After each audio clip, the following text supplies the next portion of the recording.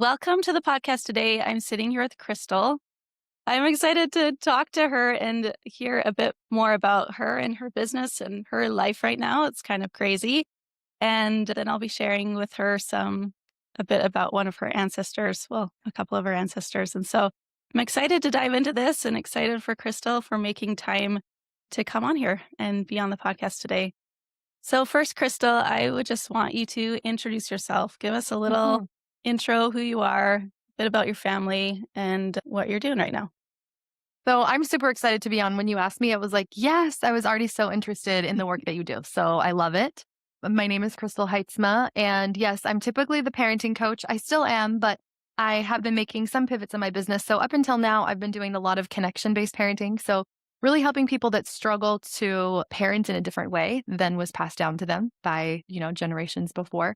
There's a new kind of way, I feel like it's a wave of the future of parenting with like relationship and Mhm. connection and dropping shame and fear and coercion and rewards and punishments and all the things that we've done in the past that we're realizing are not only not beneficial, but as adults now are actually harmful for us. And so that's what I help parents and families kind of incorporate into their home. And I will still be doing some of that, but I also am branching off and starting some intuitive life and business coaching because I love intuition and I love manifestation. And I have really kind of carved out a pretty unique life, I think, through intuition. So I'll talk a little bit about that. I certified through a company called the Life Coach School, and I've done a few other certifications since then. And as I really dove into shame and trauma and childhood and subconscious beliefs and all of these things, I realized that there was something deeper kind of under the surface than just like mindset coaching, where you just like talk Mhm. people through their thoughts. Not that that's not supportive, because it for sure is. And it was huge for me, but I just felt like there was something, this thread kind of woven below everything. And so that's when I kind of learned some other modalities that I feel like are really supportive with that. And so what I really work with people in doing, no matter what it is, what arena that I'm working in, is helping them get to know themselves more and to accept themselves more. We often call that inner child healing or reparenting.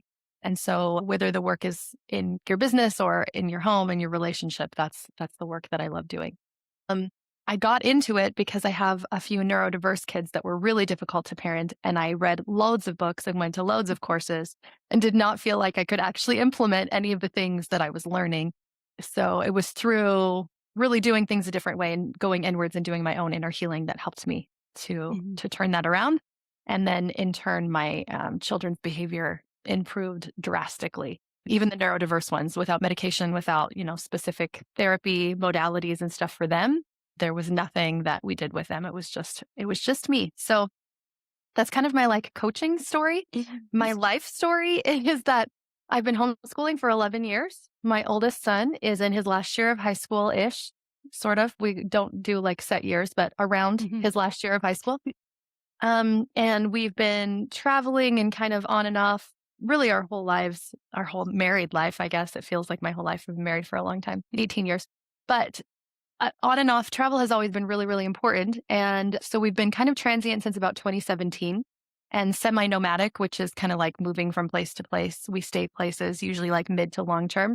Mhm. And then we had this opportunity to potentially go travel the world for a year. We wanted to do it sometime in the future. And then it just kept getting pushed off. And then I was like, if we don't do it this year, my son might not even like come with us. And wouldn't that be a bummer for him to be like gone and be like, oh, look what my family is doing without me? So we decided to do it, even though we felt wholly unprepared. And like it was like a 5-year plan. And we were like, well, I guess it's the this year plan. So we launched in September and we are traveling until May and we're circumnavigating the whole globe. So we've just been going around from country to country. And we're currently in Vietnam. And so my husband and I both work online. We homeschool the kids ish. I mean, if you can even call it homeschooling while you're traveling, I'm like, feel like we're getting very little done, but learning some really cool life lessons. So that's my kind of more Yeah. life story outside of coaching. Wow. Yeah. I bet that's a lot, homeschooling and traveling and all of that. Like, I think there's lessons learned that you just can't get that Mhm. in a school setting.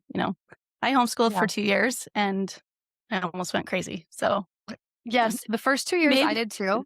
Actually, by year 4, I was, like, ready to just be like, "This is not for me at all." And then my homeschooling facilitator was like, you don't have to do it the way that you're doing it. Mhm. Like you are making it hard on yourself.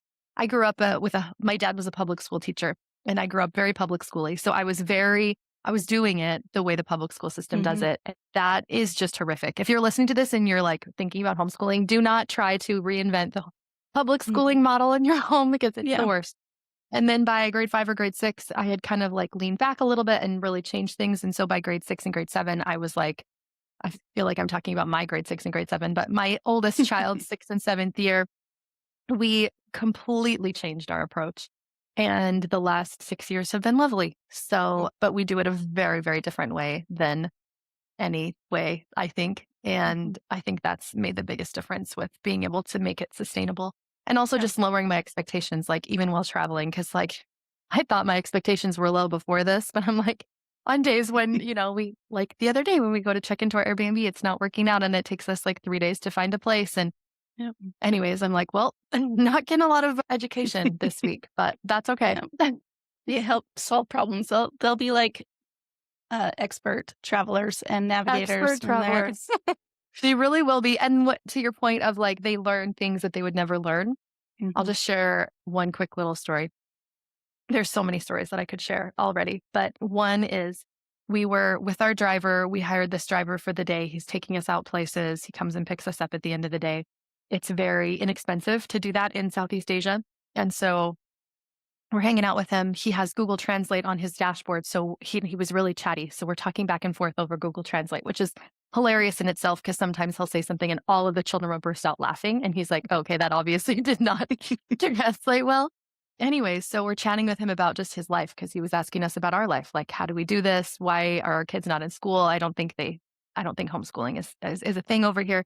Their kids, by the time you get to grade 6, are in school 6 days a week. We saw them Oh, at wow. school at 7 a.m. when we were going to the airport. They were already like in their outfits. Everybody wears like the same thing at 7 a.m. And we saw them leaving at about 4 p.m. Oh, wow. So school is really important to them. They said that they hardly ever get any days off. Anyway, so we're talking to our driver who has a 2-year-old son, and he says he works 30 days out of the month. He said that he works 15-hour days, that he wakes up before his son is awake and he goes to bed every night after his son is in bed. How sad. I'm going to tear up already, and we're not even talking about anything to do with our interview. But, anyways, I said, well, how do you see your son? And because his wife also works 10-hour days and she makes $200 Canadian a month, by the way. This is 10-hour days. And he said, oh, while I'm waiting for customers like you, I get to talk to him over video. Mm.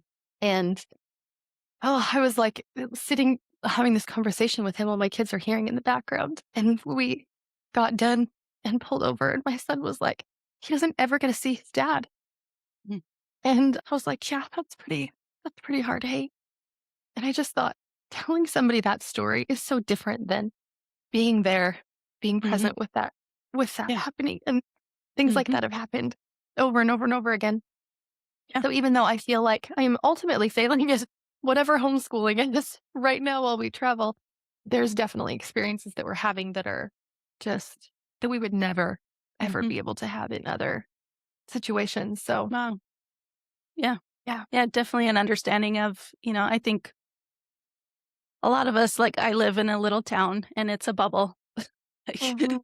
we don't know what's going on in the whole majority of the world, and so that's a huge experience and life lesson to see that, these people are working every day, Mhm. all day just to survive, and that's yeah, it's a huge And family is just so important to us, right? Like, I mean, obviously in what you do and like in the Mhm. small little towns that we spend most of our time in, right? Family is like just so core.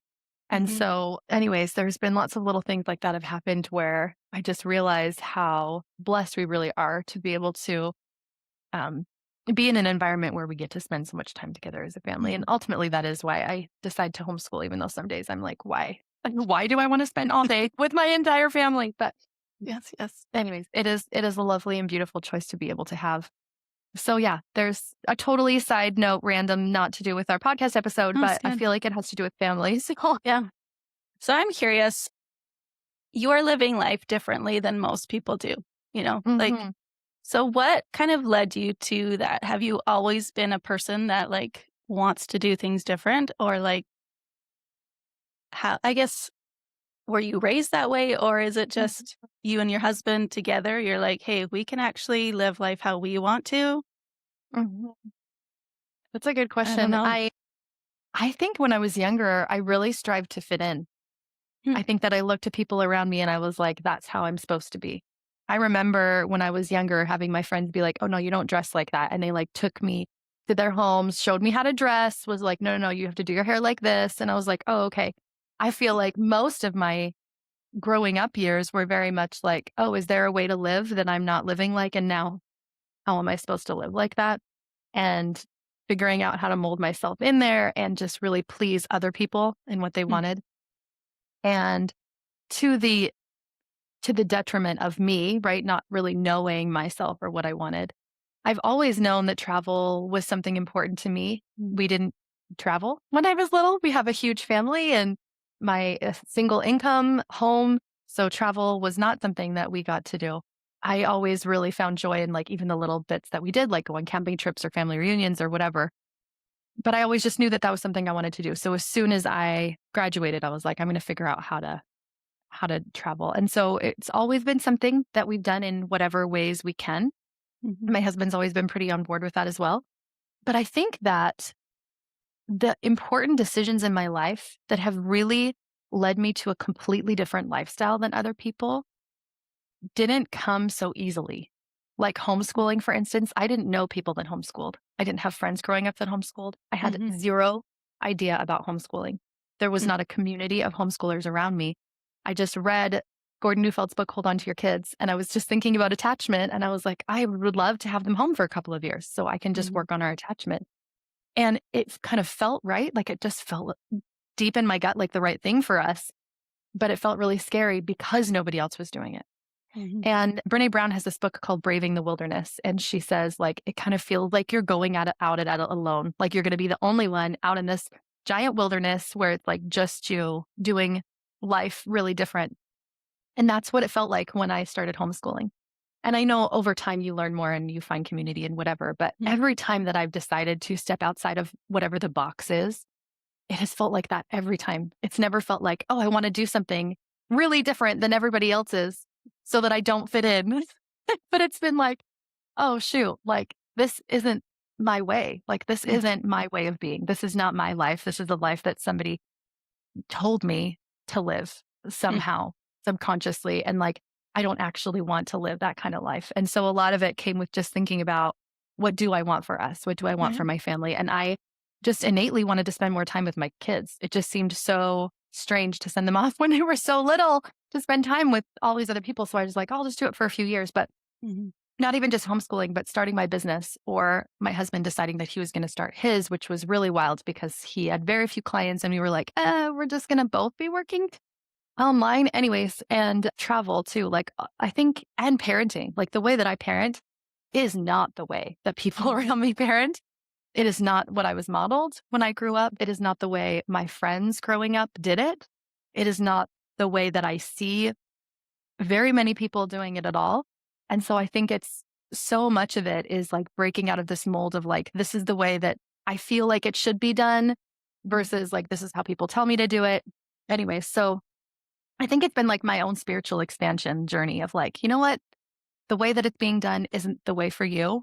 Are you going to mhm, be brave enough to go do it a way that nobody else is doing it and feel like exactly like I remember reading her book and thinking, she's like sharing my soul here. Like that's how it feels every time you really break out of the mold. mhm. So, anyways, Wow. yeah.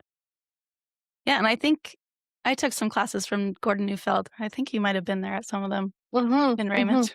Yep. Yep. Yeah, and I remember like, hearing him speak and how to parent, I was like, "Yes, this feels Yes. right." Right. Everything out like, I took this other course before that, I'm like, "This just feels like you're training dogs." Like, that's not how you Exactly. that's not how you treat your children. Yeah. So, yeah, no, I'm I glad feel that the same you way. And but then like once I went through years of that, taking courses and reading and learning, and I even met him, went to courses live, Mhm, but didn't feel like it ever changed my parenting. Maybe it did like really little, but it really was doing a very different kind of work that changed my parenting. Mm. Oh, cool. All right. Well, I want to hear a bit about your family. So, were you Mm. close with like your grandparents or aunts and uncles and things when you grew up? I would say grandparents, no. My grandparents on my maternal side have 66 grandkids, 66, 64, something like Oh, that. wow. And so it just wasn't, not that I didn't like feel that they loved me because I did, but we didn't see them a ton. It wasn't like they were like writing us birthday cards or Mm, calling us on our birthdays because there was just such a big family. mm, I remember being at a family reunion one time and complaining to my mom that there was only 2 cousins born in my birth year and everybody else had like 5 cousins in their birth year and I didn't get along with my 2 birth year cousins. So like, why couldn't there be somebody else for me? Because if for me, family was just this like giant, like basically a school, right? When you got mhm, together, which I just laugh at now because my husband has 2 cousins on one side and like mhm. 4 maybe on the other, 5 on the other. And I was like, "Total? What?" And anyways, I just remember being so Yeah. feeling so, like, upset when I was little that, like, it just wasn't there just wasn't enough. Anyways, so I love the times that we got together for sure, but it is difficult growing up in a huge family like that and feeling really connected to anybody. Mm, I really do feel like I connected well with my aunts on that side, though. They are just loving humans. Every single mhm, one of them is just, like, mhm. a lovely person. I mean, you know them. They're, Yes, like I know one of them right? very well. They're so lovely. So, definitely being around them, feeling very connected to them for Mhm, sure. But as far as, like, grandparents, loved them, yes. Felt loved by them, yes. I didn't get to spend very mhm. much time at all. In their later years, my mother-in-law took care of my grandma for the last Oh, several wow. years of her life and was there when she passed away. Mm. So, we kinda like to call her like a death doula or something. She's done this a few times for Oh, people, but wow. she's really wonderful at being able to help support people in the last years of their life. So, I actually got to see her way more when my Mhm, kids were little. Like, my kids have probably spent more time with her. She's mm, passed away now, but more time with her than I did mhm. because of just being in physical proximity. My dad's side of the family, very different. He I think he was basically kicked out, like, his parents just were Oh, like, "You can't live here anymore." Kind of by the time you got to whatever age, 18, 19, 20, they were like, "It's over." They mm, didn't have a great relationship, and so we never saw them. He mm. moved across the country. They lived in Eastern Canada. I remember seeing them, like, less than a handful of times Oh, before I wow. turned 18, like, very few. Mm, And then when I was 14, my dad finally agreed to let me fly out there and, like, visit my family. mm, And I did, and I stayed with my grandma, and it was a totally new experience to me because I really didn't know her. mhm. A little bit uncomfortable, but it was still nice to kind of feel like I was getting to know her, and then I went back home and she got hit by a car 3 days later. Oh, wow. So, anyway, so Mm, I don't feel like I got to know her that well. Some of my siblings feel a little bit more connected, I think, to my grandparents, but I didn't feel like I had a very deep connection mhm. with any of them. Probably because of the time thing, just not Right, spending right. not seeing them a lot, not knowing even a lot about them. I feel like this comes up a lot in the work that I do is that people didn't, like, talk about things, you know? It's like Mhm, if we had problems, we, like, shove them down, we pretend like everything's fine on the outside, and we never talk mhm. about them. Yeah. So I'm constantly surprised when people will share, like, family stories and just kinda be like, "Well, don't you know that?" And I was like, "What? How would I know? Nobody ever talks about anything. How?" And so I've enjoyed getting to know cousins and relatives and stuff in my adult years and hearing Mhm. stories that I hadn't heard before. But Right. yeah. Oh, cool. All right. Well, when I reached out to you, you said that you wanted to learn about your Mhm, paternal grandmother's parents, right? mhm. I think that was right. I think so. Hopefully. Yeah. I mentioned a few, but that was definitely one of Yes, the that was lines one I of wanted them. to learn Yes. about. Yeah, you mentioned one of your great grandmothers on the other side. But Mhm, so Emerson Stapleton Baker and Antoinette Saucier. I think mhm. that's how you would say it in Yes, French. I actually think that I've seen their great stones when we went to Ontario one time for a family reunion. There's like a Oh, tiny okay. little town with where they're buried. Yeah. Oh, cool. So I'm just wondering why, or if you can share with us why you were interested in that family. Like what Mm. kind of I made you think think there's I want to so learn about little them? known about my grandma. She was just like a feisty lady, very difficult, like, abusive mostly, I think, Mm, in how she reacted, and I don't know. I wish that I knew more about her. I'm sure there was some Mhm. like neurodiversity or some trauma or something that made her the way that she was. So we kind of grew up not entirely estranged, but definitely not connected. And it just felt like there was probably something there. And when I would talk Yeah. to aunts and uncles about it, they would never say like, "Oh, she's a terrible person" or anything, but there was just never a lot of conversation. But to me, it always felt like there's got to be something more that made I just think there's always something behind people's human behavior, Yeah. right? If Yeah. whatever we see on the outside, there's a reason for it on the Yeah. inside. Yeah. And I just don't know a lot about her, especially because she died when I was 14. So Mhm. it's not a relationship that I had the opportunity to try and grow and learn more Mhm. about. Yeah. Okay, well, I'm gonna share with you a bit about her parents, and hopefully you can see those slides. Can you see Mhm. that now? Yeah. Okay, so your great-grandmother, Antoinette Sarah Saucier, and there's some French names in here, so hopefully I do them Mhm. justice, but I did take French in junior high. She was born on the 30th of January, 1915 in Ottawa, Ontario. She was the fourth child born to Olivier and Georgiana Saucier. Her two older sisters had died before she was born. They died like as a toddler and she had one older brother. So this red spot here on the map is the home that they were living in when she was born. So this is in Ottawa, Ontario. Have you visited there before? I have, yeah. Yeah. I've not Yes. not heard not this spot, but I have been to Right. Ottawa, but I didn't even Yeah. know that that's where she was born. Yeah. So that's where she was born. And like here's the Byward Market and like the Mhm. Parliament Hill is over here. So not too far from downtown there. So she was born, and on her birth certificate, it says that her father's occupation was painter. And then here is in the 1921 census, Olivier and Georgiana, they were living in Ottawa still. They now had three living children. Two more children were born before the census, but died before the census. The oldest son here, Romeo, was 11. Antoinette, your great grandmother, right here in the yellow, she was 6. And then Raoul was 4. Olivier and Georgiana had 13 children total, but only 7 lived to adulthood. Yeah, so Antoinette is your great grandmother. So Olivier and Georgiana would be your second great grandparents. So in the 1921 census, they lived at 160 Murray Street in Ottawa, which looks like it's been torn down now, and there's a parking garage there. And they lived in right near the Byward Market. So I don't know if you've been there before, but they lived at this address here. Here's Parliament Hill is right over here. Here's the Byward Market, and it's quite a bustling place in Ottawa.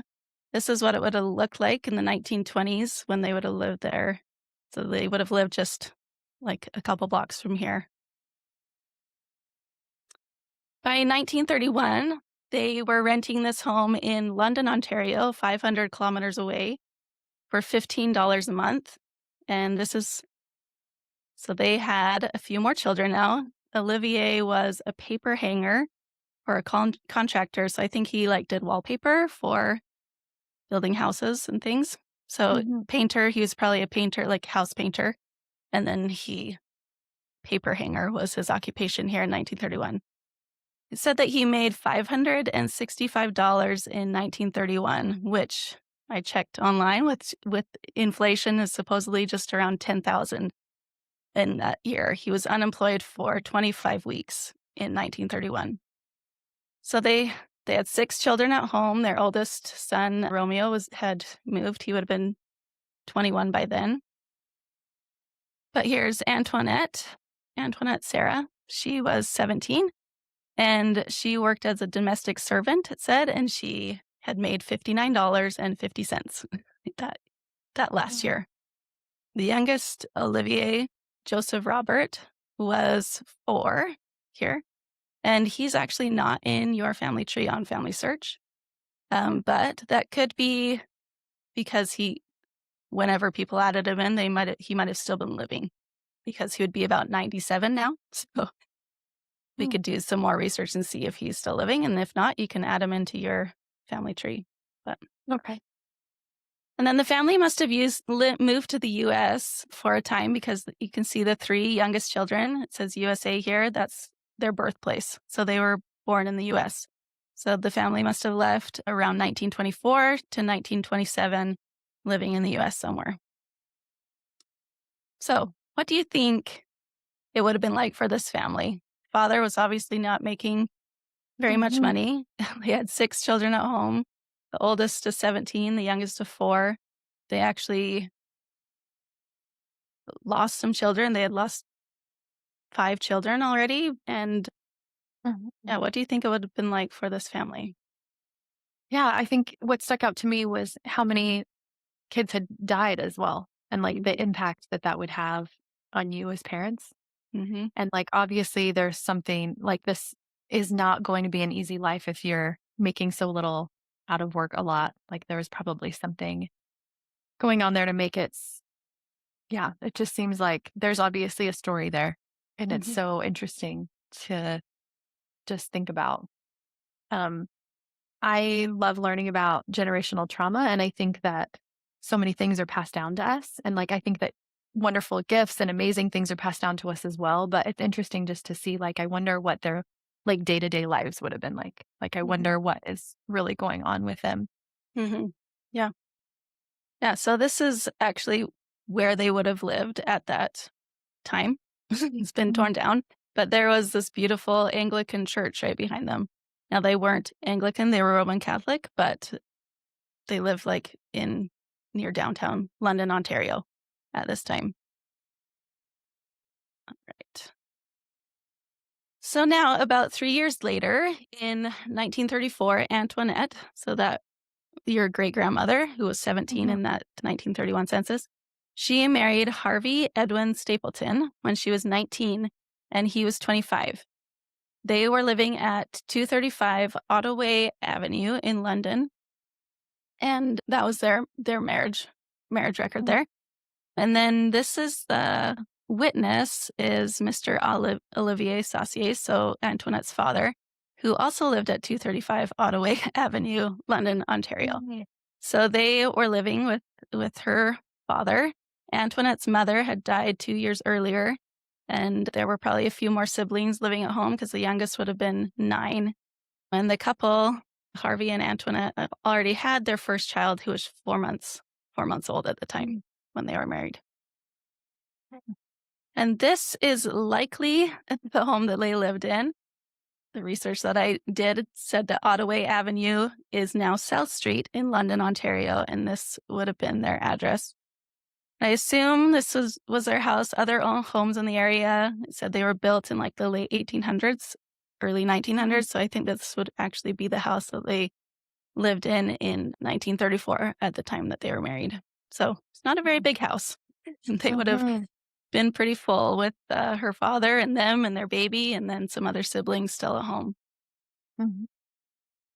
And actually on that marriage says that Harvey was a painter decorator. So I wonder if he worked with her father because he was doing kind of similar work. Mhm. And then here is a picture that was on Family Search, and it says it's Antoinette and Harvey. Said it was from 1924, but I know that that's not right because she would have been 9 years old. And so, Right. um, Time's not right, yeah. yeah, so and it looks like they're probably, like, in their 30s or 40s, so it would have been a little later than that, but, Yeah, she um looks like my grandma. does she? Mhm. Yeah. Yeah. They look really similar.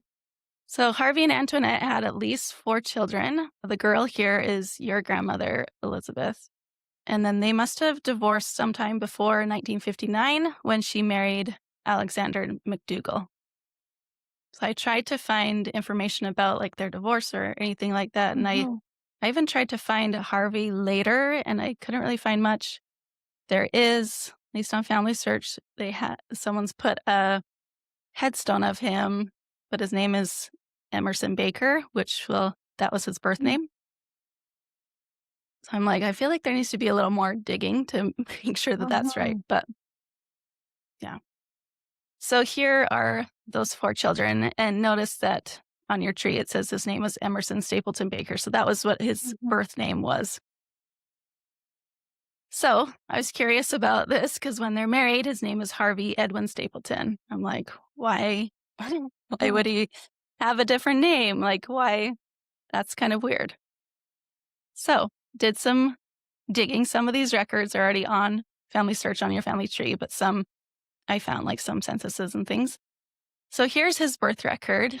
You can see his name was Emerson Stapleton Baker. He was born February 7th, 1910 in Wingham Township, Ontario. His father was Olivier Stapleton, and his father was a stove mounter. Not sure what that is. Maybe like installed stoves. I don't know. And then his mother was Martha Baker. They were not married. And if you scroll down on that birth record at the bottom of the page, can you read what that says? Illegitimate. Illegitimate. Okay, so they were not married at the time that Emerson, or later named Harvey, was born. And that would explain, a bit of his name changes maybe as we dive into it a little bit more. So this record's really hard to read, but this is in 1911. Harvey, or he's actually recorded as LV here. He was living with his grandmother, which is really hard to read. It says Mrs. Charles Baker. I don't know if you can see that. So her husband had died. Martha's father had died by then. So there's Mrs. Charles Baker, and then Martha, and then Mabel is Martha's sister, and then there's Stanley, and then there's a Harry that says grandson, and LV that says grandson. And this Stanley actually says grandson too, but I think he's actually the son. There's some interesting things there too, but we're not going to worry about Stanley. So Harry and LV were Martha's sons. And we're going to look at them a little deeper. So here is Harry's. It's a late birth registration. So either they didn't register his birth when he was born, or it was lost, or whatever. I couldn't find an original one, but here's a late birth registration for him. And it just says Harry Baker, his birth date in 1907. There's no name of a father. And now Martha Cooley. So she had married by the time that they did this in 1941, I think it was. So this was before Emerson or Harvey was born. So then in 1921, I was looking for Harvey to find out where he was. So in 1911, both Harvey and Harry, or Emerson, that's confusing. Harvey is Emerson. They were living with their mother. But in 1921, Emerson, or now he's going by Harvey, is living with his grandfather's brother, Emmanuel Stapleton. So on Family Search, he's linked to them, like he's listed as one of their children. He's listed as either stepchild, or I can't remember what it is, or guardianship or something. Anyway, so it's, yeah, Harvey has, his biological parents listed on there, and then he's also under this Emmanuel Stapleton and Mabel. Mabel is was raised, well, that's the wife, yeah. Mabel is the mother that he would have been raised as. So Harvey here was 11, and his adopted father, I guess, would be Emmanuel, and he was a farmer. And they lived in Wawanoosh, Ontario. It's like kind of a bit northwest of Toronto. So then I was trying to find where Harry was, and he was adopted by Ernest and Alberta Bender. This information is also on Family Search, but the census wasn't there, so I found them in the census.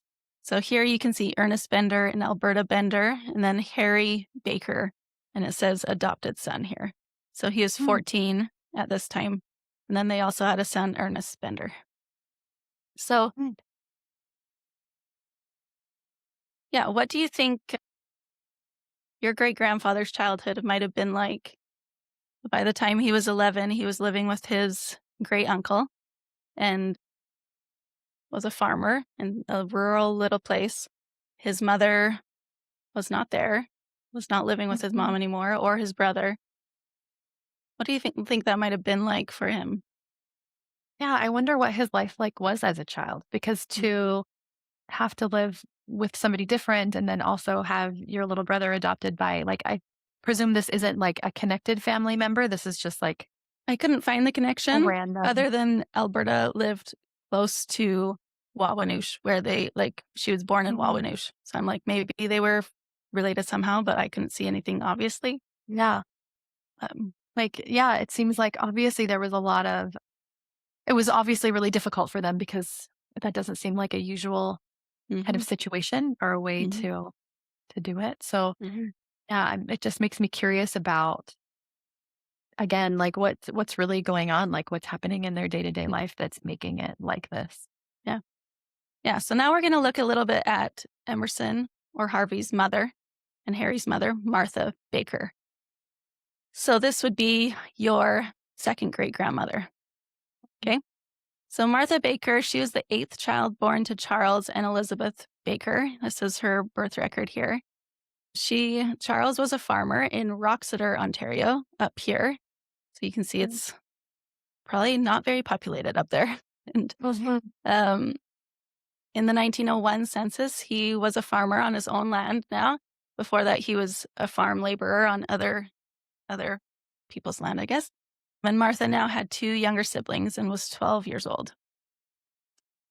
In 1918, Martha married Charles Molson in Toronto. She was 26 and he was 27. So Emerson or Harvey, your great grandfather would have been 8 years old when they got married, and Harry would have been 11. So maybe this was when they were adopted or left to live with his great uncle. Mhm. Maybe her husband didn't want her kids around. I don't know. They were from a Mhm. different man.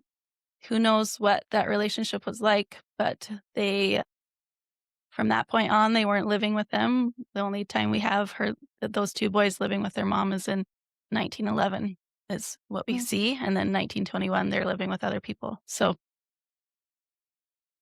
that's likely what happened. So in the 1921 census, Charles and Martha were living at 174 Drummond in Brantford, Ontario, about 100 kilometers south of where her boys lived. Martha's mother was also living with them, and Charles was a brickmaker, and they rented their home. So this is likely the home. This is the address. And looks like it could be a house that was built before 1921, but Mhm. we don't know for sure. And then Charles died in 1934 from cancer at the age of 44. So you can see that, Mhm. yeah, Charles Molson. And then I feel like her name was on here somewhere. Oh yeah, Little. Mar Oh, there at the bottom. Martha Matilda Molson. There we go. Yeah. So he died of cancer in 1934. So they had only been married for about 15 years or how something. long is it? 1918 to 1934. Not too long. Yeah. So then Martha, can you see that? Like Yeah. not showing up on my. Okay. Martha Yeah. married John James Cooley 3 years later in 1937, and he was also widowed, and they were living in Brantford, Ontario by this time. Mm. And then you can see on that marriage record, this is her signature. It says Mrs. Martha Molson. So this was, just before they were married. She would have been Cooley now after she got married. So this is her signature on the marriage document. By this time, her son Harvey, or Emerson as he was born, would have been married and living in London, Ontario, about 85 kilometers away. So I'm not sure if she ever contacted her son after he stopped living with her sometime between 1911 or 1921, but her second husband died in 1948, and then she lived until 1975 and died when she was 86. Mhm. And here is her headstone. You can see it's Molson there. When we zoom in, you can see Charles Molson. So that's her first husband. Then Mhm. Martha M. Molson.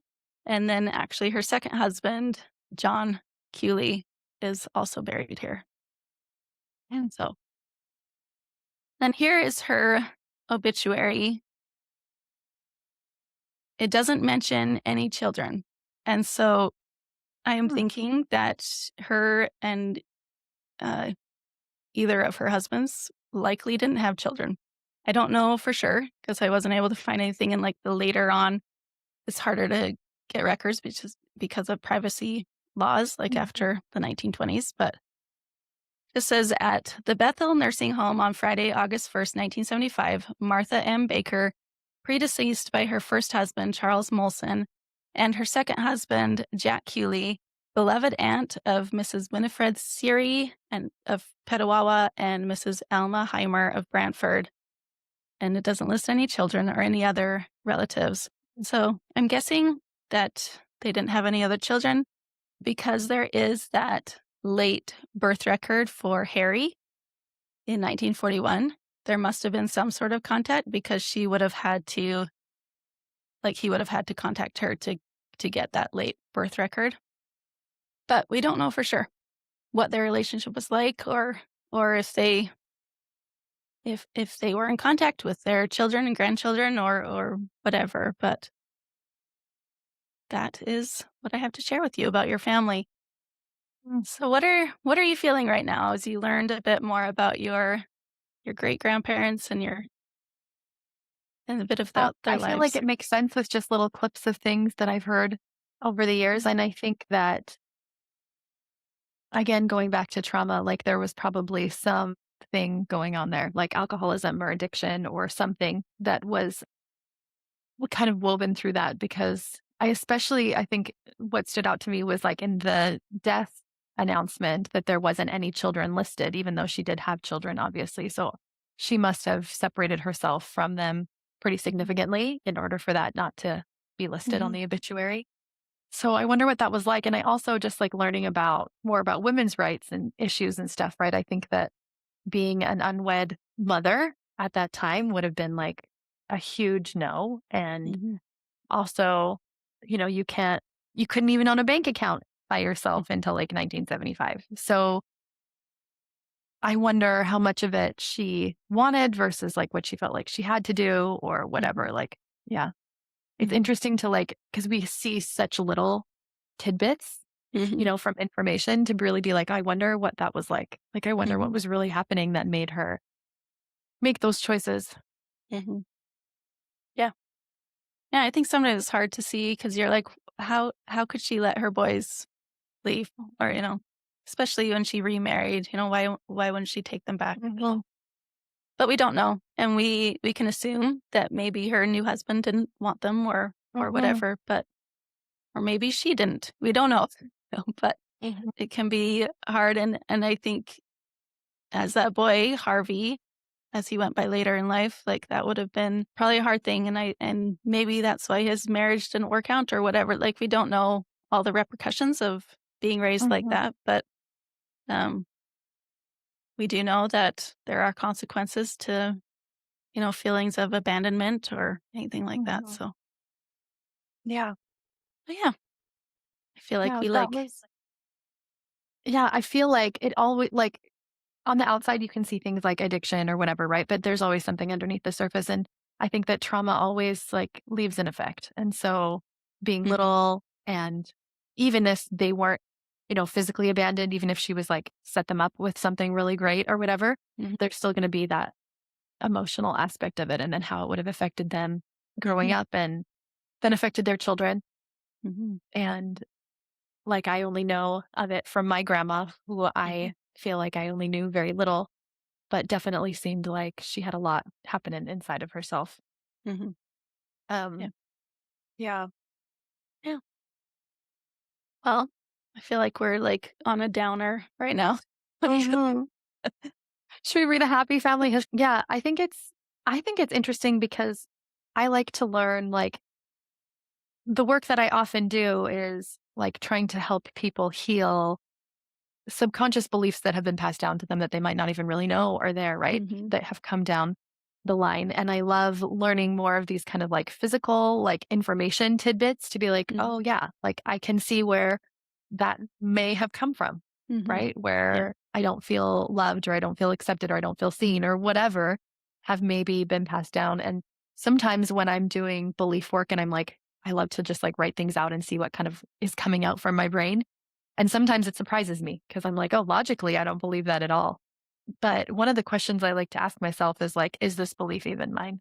mhm, Like, is this somebody else's in the past? And I think that a lot of them are from, right, parents, grandparents, great grandparents. Mhm. Yeah.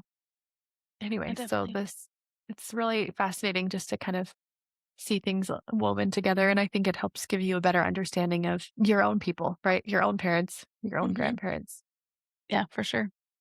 Yeah, and I think, what I've found is that when we understand those things that maybe aren't ideal, those situations, it can allow us to give our ancestors grace, Mhm, you know, that they didn't have mhm, life all figured out, and things were dealt to them that were not great. And I like the idea of, is that thought mine, or is that from you know, mhm, something passed down from those ancestors before and something that they dealt with? Because mhm, yeah, that's something that I've been diving into too, as I am helping people understand their ancestors and their family tree, to see those stories and those experiences that might have caused trauma that's been passed down, and how that's mhm, affecting them now, even though it's not their story. mhm. Um, Yeah, yeah. I think it really does affect us. And I think like there's more research around epigenetics now, how like things literally are passed down in our genes. Mhm. And so I think just always pausing to be like, wait, is it part of my story or not? And how do I want to rewrite my story? Even if it is kind of like outside the box, like our life is, Yeah. like, how do I want to live my life and what beliefs do I want to take with me and which ones do I want to kind of leave to the side? And I also think acknowledging like strengths that were passed down, because I think that Mhm. there was a lot of that. Like I think my grandma was probably a pretty strong person. I think she Yeah. went through a really difficult childhood in life. And I feel like when I see kind of that side of it, it helps me have more compassion. Like Mm. you said, like grace for why they are the way that they are, because Yeah. their lives were pretty difficult. It wasn't like you just shared this really cushy, like, oh, they had lots of money and lived in this beautiful house and had a great, Mhm. childhood. Like it would have Mhm. been really, really hard. Yeah. Yeah. Well, that's what I had to share with you today. You did mention this other, I think Hmm. it was your great great grandmother, that I was Hmm. gonna look at, but I'm like, well, I think we've got enough already. But was a beautiful young woman, and like I want to learn Yeah. about her. So maybe we'll have to do it again. But Yeah. Maybe we'll have to do um, it again. I just remember seeing so many photos of her in like pictures of like my grandparents love to have like black and white mhm, pictures on their wall, like that set of grandparents. mhm, Um, so anyways, I don't know much about my interesting. ancestry on that side either. I'm sure that more of my aunts and uncles do than I do, Right. but it's just interesting to hear little bits of like Mhm. where they lived and what their life was like. And It so is. this has been really interesting. Thank you Yeah. for researching all of that and sharing all of Yeah. that with me. Well, thank you. Thank you for being here. How can people who are listening connect with you and learn more about your work and what you are doing? What I do. So my website is coachcrystal.ca. I'm on Instagram a lot, so you can hang out with me there, the parenting coach, the dot parenting.coach. I am starting a new Instagram as well. So I'll have an intuitive coaching Instagram. And then I have a podcast that's really fun called the Parenting Coach Podcast. So you can Awesome. listen in to all the things to do with parenting, motherhood, and also just life. So Awesome. I will put all the links to those in the show notes. So, all right. Well, thank thank you. you so much, Crystal. And we'll see you guys Thank next you. time. Thank you for doing all this research. Yeah. My pleasure.